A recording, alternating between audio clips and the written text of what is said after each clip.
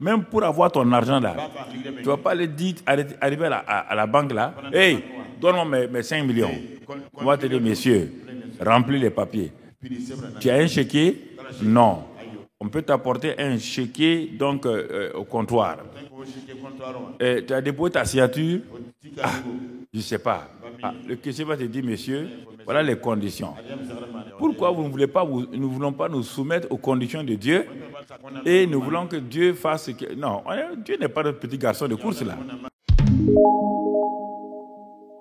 Nous avons eu plusieurs aspects de la prière qui ont permis à beaucoup de gens, ceux qui m'écrivent, de comprendre encore mieux la prière. Et en particulier le mercredi, quand nous avons mis l'accent sur la prière et le jeûne que Dieu prend en compte, plusieurs se sont repentis parce qu'ils ne savaient pas qu'est-ce que le jeûne en réalité. Le seul élément qui les retenait, c'est qu'on ne devait pas manger et boire. Et qu'on devait venir là, crier. Mais ils ont réalisé pourquoi leur vie de jeûne et prière n'était pas productive, disons même à 60%.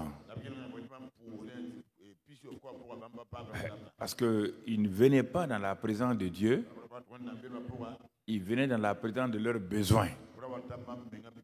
On va aller jeûner parce que j'ai un problème. Donc quand ils venaient, c'est leur problème qui est devant eux. Le problème qui est devant eux. Donc, ils ne prennent pas soin de Dieu lui-même. Alors, nous avons vu cela.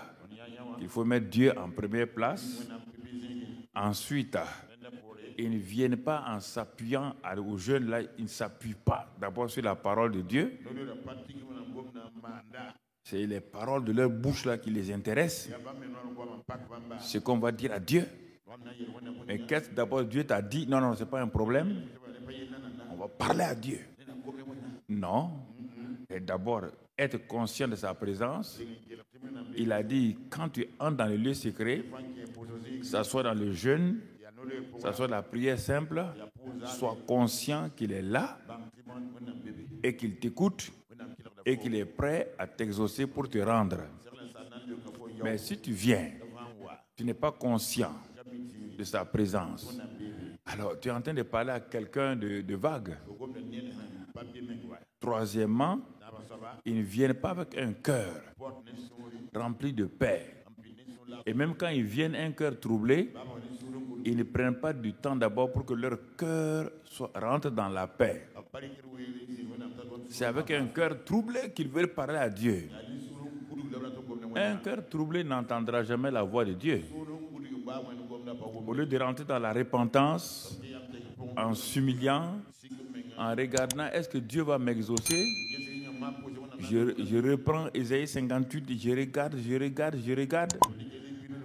Les conditions pour qu'un jeûne plaise à Dieu, c'est lui que tu veux prier là. Tu as dit, voici comment le jeûne que moi je prends plaisir. Mais il t'a dit, voici le jeûne auquel je prends plaisir.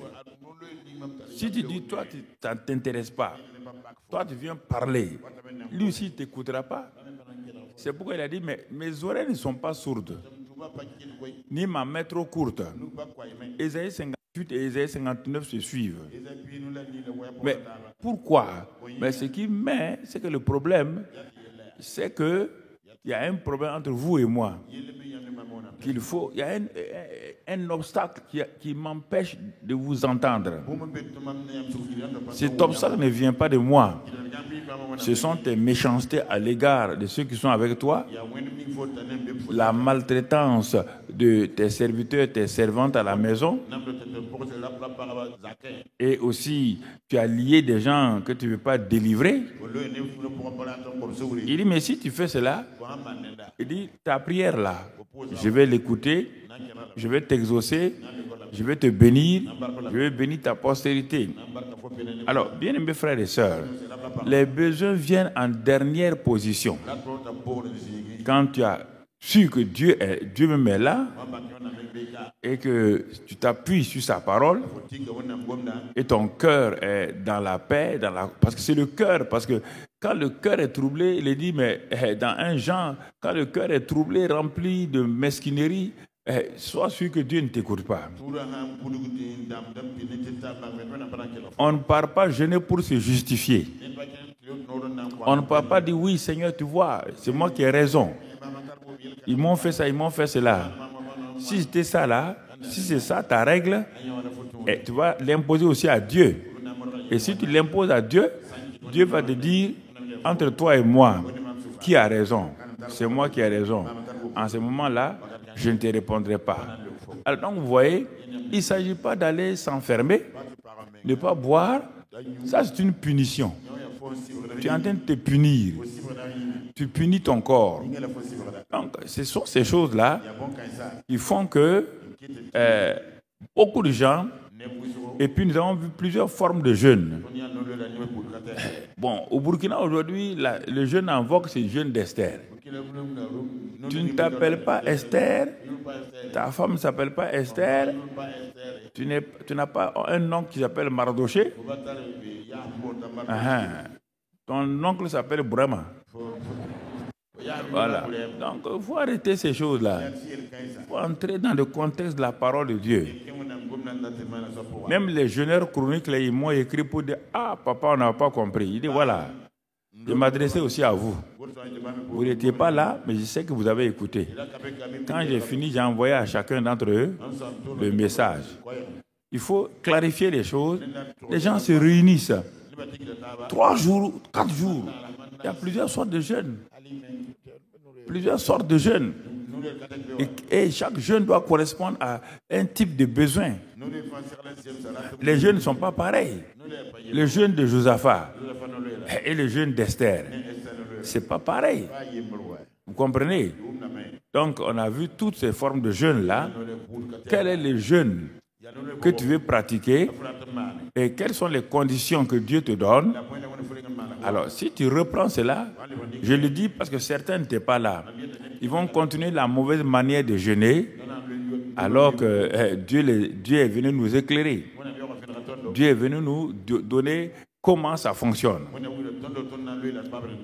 Quand on dit cela, il y a des gens qui sont devenus chrétiens il n'y a même pas 10 ans, qui veulent contester. Ce que tu fais là, moi je l'ai fait il y a 40 ans.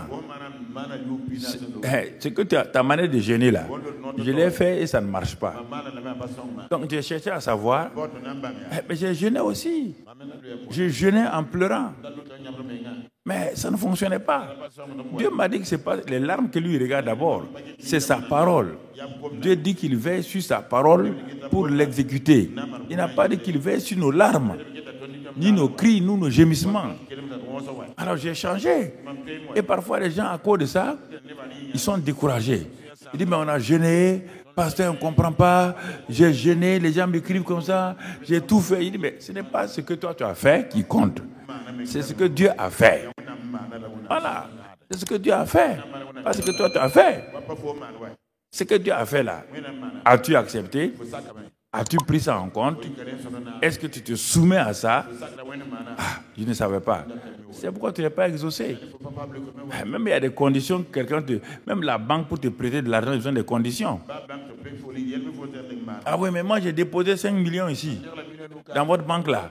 Maintenant je veux un crédit de 40 millions. On te dit, mais tu as déposé 5 millions. Ça ne te donne pas le droit qu'on te donne 40 millions de crédit. Il y a des conditions qu'il faut remplir. Bien que ton argent soit là-bas. Même pour avoir ton argent là, tu ne vas pas le dire, arriver à la banque là, hey, donne-moi mes 5 millions. On va te dire, messieurs, remplis les papiers. Tu as un chéquier? Non. On peut t'apporter un chéquier donc, au comptoir. Tu as déposé ta signature? Je ne sais pas. Le caissier va te dire, monsieur, voilà les conditions. Pourquoi nous ne voulons pas nous soumettre aux conditions de Dieu et nous voulons que Dieu fasse ce que... Non, Dieu n'est pas notre petit garçon de course là. Il est Seigneur. Ne croyez pas parce que vous souffrez. Il y a des gens qui ont souffert. Jésus l'a dit, hein. Il a dit que la tour est tombée sur certains là. Et ils sont morts, les innocents. Donc, pourquoi? Il y a des gens, il dit que je suis venu visiter Jérusalem. Jérusalem n'a pas écouté. Il dit, vous voyez les murs là, vous voyez le temple là, il y aura pierre sur pierre. Il faut lire la Bible pour vous imprégner. N'allez pas prendre vos idées et les idées des jeunes qui se promènent là, des vendeurs de jeûnes de prière. L'autre jour, il y a un gars qui est à Bobo là. Quand on partait à Bobo pour faire les réunions au stade Lamizana là, il y avait donc, les gens qui priaient de l'autre côté. Il y a un gars qui est venu là-bas que lui, il a une révélation. Il commence à dire aux gens là, bon, Dieu dit d'aller faire 9 jours de jeûne. Toi, 7 jours de jeûne. Heureusement que quelqu'un était éclairé, était là-bas. Il a dit c'est faux. Dieu n'a pas dit à quelqu'un d'aller faire 9 jours de jeûne. Il va faire 9, tu vas le tuer. Tu vas détruire ses reins. S'il fait 9 jours sans boire là, tu détruis tous ses reins. Il a fallu qu'on explique. Et ce jour-là, quand j'ai commencé à prêcher, je voyais un monsieur qui vers la tribune des choses, qui était couché là-bas. Il était en train de mourir. J'ai dit à 2 jeunes là rapidement de courir, aller. C'est parce qu'il n'a pas bu de l'eau. C'est pas, il n'est pas malade, hein, parce que depuis combien de jours il n'a pas bu de l'eau. Allez justement. Il ne faut pas aller prier. Si vous partez prier, il va mourir dans vos mains là. Ils ont amené tout juste un peu d'eau. Ils l'ont donné un peu. Quand ils ont donné un peu, le gars a pris le reste là. En 1 minute, il a tout avalé. Et puis il s'est assis. Maintenant. Donc, ouais, le jeune allait tuer quelqu'un. On va dire que c'est le diable qui l'a tué. L'ignorance est dangereuse. Vous entendez? Mes filles là, l'ignorance est dangereuse. Pas imposer le jeûne à des gens.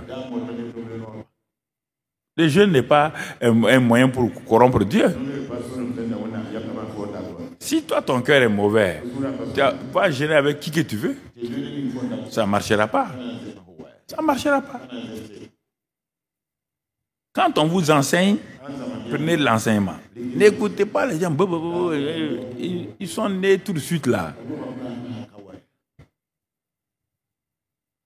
On est tout de suite. Ils n'ont pas expérimenté des choses. Et ils veulent conduire des foules. Mon frère, il y a des choses qu'il faut bien comprendre, qu'il faut bien écouter et aller de l'avant.